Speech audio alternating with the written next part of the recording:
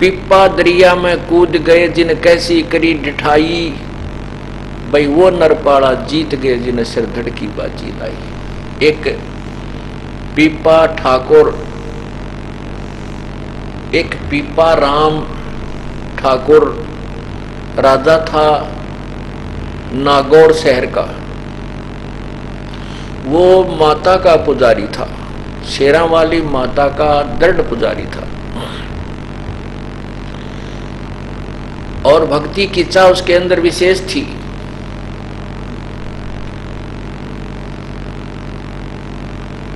भक्ति की चाह उसके अंदर विशेष थी और वो संतों महात्माओं के समागम अपने घर पर करवाया करते थे।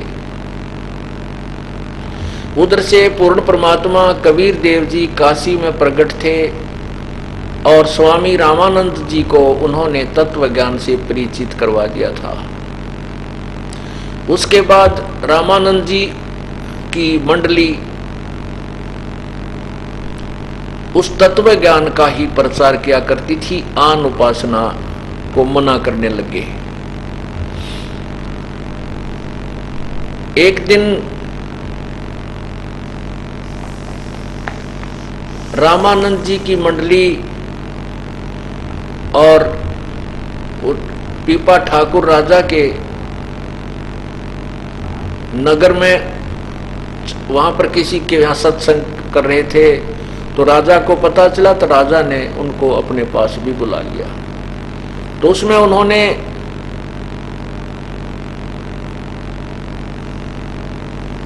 पूर्ण परमात्मा की महिमा का गुणगान किया और अन्य जो पूजाएं थी उनको छोड़ने के लिए प्रेरित किया।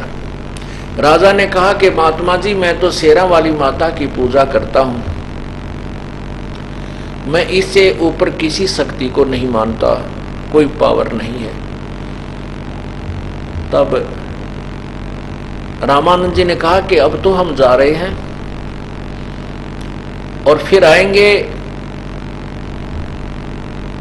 तो उस पीपा जी ने कहा कि मेरे से माता साक्षात बातें करती है, मैं आपकी बातों में आने वाला नहीं हूं। तब रामानंद जी ने कहा कि आप माता की जब भी कोई पूजा करते हो, जब आपसे वो साक्षात्कार हो उनका, तो आप उससे पूछना कि आपसे ऊपर कोई शक्ति है कि नहीं। अब रामानंद जी वहां से चले गए अपनी मंडली को लेकर के। अब राजा ने अपनी विधिवत पूजा की, उसको तो कसक लगी और फिर वो माता का साक्षात्कार हुआ। तब माता से प्रश्न किया कि हे माता, हे दुर्गा, क्या आपसे भी ऊपर कोई शक्ति है? तो दुर्गा ने कहा, हाँ भाई, मेरे से ऊपर भी शक्ति है, क्योंकि ये देवता है, ये झूठ नहीं बोलते हैं, तो हम इनकी महिमा उलट सुलट गाते रहते हैं। तो उसने कहा, भाई मेरे से ऊपर बहुत बड़ी शक्ति है, लेकिन वो तुम्हें मिल नहीं सकती, वो दर्शन नहीं देती, उसकी साधना व्यर्थ है। इस बात की खटक और लाएगी पीपा का, भाई जब इन तो ऊपर शक्ति है और वो कहते हैं वो दर्शन देती है, तो अभी संत आए थे। तब उसने कहा, माता, अभी वो संत जो आए थे वो कह रहे थे कि वो शक्ति की प्राप्ति हो सकती है उस परमात्मा की। नो बोली, भाई अगर तूने उससे उस परमात्मा से मिलना, हर कोई मिलाने वाला मिल जाता है, तो कोशिश कर लेना। यूं कहकर अंतर्ध्यान हो गई। अब दोबारा जब वो रामानंद जी गए मंडली लेकर के, तो तत्व ज्ञान सुना और कहा, मैंने माता से पूछ लिया है कि वास्तव में और शक्ति है, तो मैं आपके साथ चलूंगा। मैं इस राज्य को त्यागता हूं। अब उसने रामानंद जी ने सोचा, ये राजा ये तो किरा कौन से मूड में है, और फिर यू वहां जाकर शर्मा दर्द करेगा, नु कहेगा मेरा राज छुटवा दिया, फलाना करवा दिया। तो बोला, जी अभी तो हम कहीं और जा रहे हैं और आश्रम की तरफ नहीं जा रहे हैं, आप फिर वहां आश्रम में आ जाना। अब राजा उसने कहा, भी ठीक है। उधर से उसकी 3 रानियां थी। हाँ, उसकी 3 रानियां थी राजा पीपा की। तो वो तीनों रानियों ने भी कहा कि हम भी आपके साथ चलेंगी, हम भी आपके साथ चलेंगी। अब पीपा जी को समस्या होगी, उसने रामानंद जी से कहा कि हे गुरुदेव, या तो समस्या ज्यों की तो रहेगी, ये रानियां मेरे साथ फिर चलेंगी, वो बखेड़ा वहां फिर रहेगा, इनकी रोज लड़ाई रहेगी, मैं इनके सुलटाने में लग गया रहूंगा। हे भगवान, अब इन तो पीछा और छुटवाओ, आपका कोई विधि बताओ। तब परमात्मा रामानंद जी ने कहा कि एक तरकीब है, तीनों को बुलाओ। अब तीनों रानी, परमात्मा बोले भी, रामानंद जी बोले भी ठीक है, तुम भी बोलो तैयार, राजा के साथ चल पड़ना।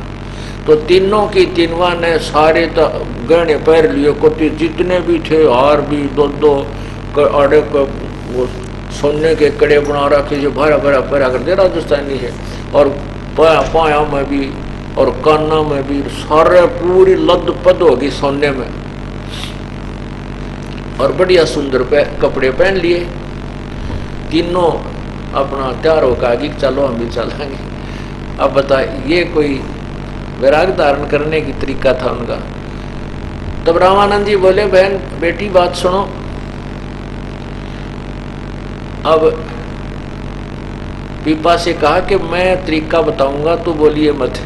ठीक है जी, आप जैसे कोई। तो रामानंद जी बोले, बेटी जिन्होंने पीपा जी के साथ चलना है, ये सारे गहने जेवरात तार कर धर दो, रास्ते में करा कौन लूट ले, न मेरा कितने ठग मिलेंगे। अब वो तीनों चली गई। उनमें से एक का नाम सीता था। उस सीता ने तो सारे गहने तार तोड़ कर धर दिए, सिंपल ड्रेस पहन ली, साधारण से साड़ी, और उन दोनों ने नहीं उतारे। जब राजा ने, वो सीता तो आके खड़ी होगी जी मैं तैयार हूं, मैंने तो ये सब उतार दिए गहने। वो दोनों कहने लगी, गहने ना छोड़ा हम, ये ना छोड़े हमारे पे, हम ना चलते, हम ना जाते, गहने कौन छूटे। तो परमात्मा और रामानंद जी बोले, ले भाई आधी बीमारी तक कटी, एक रहेगी, अब इसने भी देखते हैं। तो उसने कहा, बेटी वह जो सीता रह गई थी कि बेटी ऐसे नहीं चला जाएगा, वहां तो मेरा ने कितनी बुढ़ी अच्छी सुननी पड़ेगी दुनिया की, कि कौन क्या क्या कहेगा, तुम्हारी जवान अवस्था है बेटी, वहां ऐसे नहीं जाया जाएगा। ने बोले जी कुछ भी कुछ कहो, कोई भी, मैं अपने पति के साथ जाऊंगी, भक्ति करूंगी, इसके बीच में जो ना मैं नहीं रह सकती। तो उसने कहा, बेटी अगर आपने चलना है तो ये साड़ी उतार दे, नग्न होके चलना पड़ेगा तुझे हमारे साथ। सीता बोली, अभी ले। वो जब लागी साड़ी उतार, तब रामानंद बोले, बस बेटी बस बस डट जा। तब कहा, पीपा ये तेरा बिल्कुल सच्चा साथी है, ये आत्मा परमात्मा को चाहने वाली है, ये तुझे बाधा नहीं करेगी भक्ति में कहीं पर भी, आप इसको साथ ले सकते। अब रामानंद जी तो दूसरी साइड में चले गए और कहने लगा, अब तू आ जाइए, अब फिर देख कमजोरी। अब राजा ने क्या किया, घोड़े और उन पर नरा धन धर लिया, कूड़ा ले जाऊंगा, फिर वो धन धर के घोड़िया पे अब भंडारा करूंगा गुरुजिया के पास जाके, और बड़े घोड़े ले रहा। तो 5-7 दिन के बाद वो रामानंद जी के आश्रम में पहुंच गया, सारे साजबाज ने लेकर, सैनिक भी साथ में। तब रामानंद जी के पास राजा पहुंचा, साथ में वो उसकी पत्नी थी। तो रामानंद जी ने कहा, अरने खूब, वो तो राजा वाली वेशभूषा में था जब तक। तब रामानंद जी ने कहा कि, स्वामी जी ने कहा कि राजा यहाँ तो आपने दास बन के रहना होगा, राजा बनकर नहीं, और जितने भी तेरे ये घोड़े घाड़े हैं इन भाई तो छोड़ा वापस, इनके यहाँ कहाँ रखेंगे। तो उसी समय कहते हैं उसने सारे घोड़ों को वहीं बेचकर जितना धन था और सारे का भंडारा करवा दिया गुरुदेव के आदेश से, और सीता और वो दोनों रहने लगे। एक दिन क्या हुआ, ये घोड़े बहुत होते हैं, संत विश्वासी होते हैं। तो पीपा और सीता वो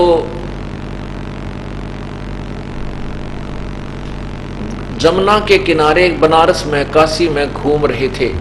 अब उन्होंने इतना तो सुना था कि भगवान श्री कृष्ण की द्वारका दरिया में यानी समुद्र जल ने डबो रखी है। अब उनको पूरी कथा का ज्ञान नहीं था। ऐसे दोनों जने, वो पीपा और उसकी पत्नी सीता, ऐसे नहर की पटड़ी दरिया के साथ साथ टहल रहे थे। और स्वामी रामानंद जी कहीं बाहर चले गए थे अपने सत्संग उद्देश्य तक।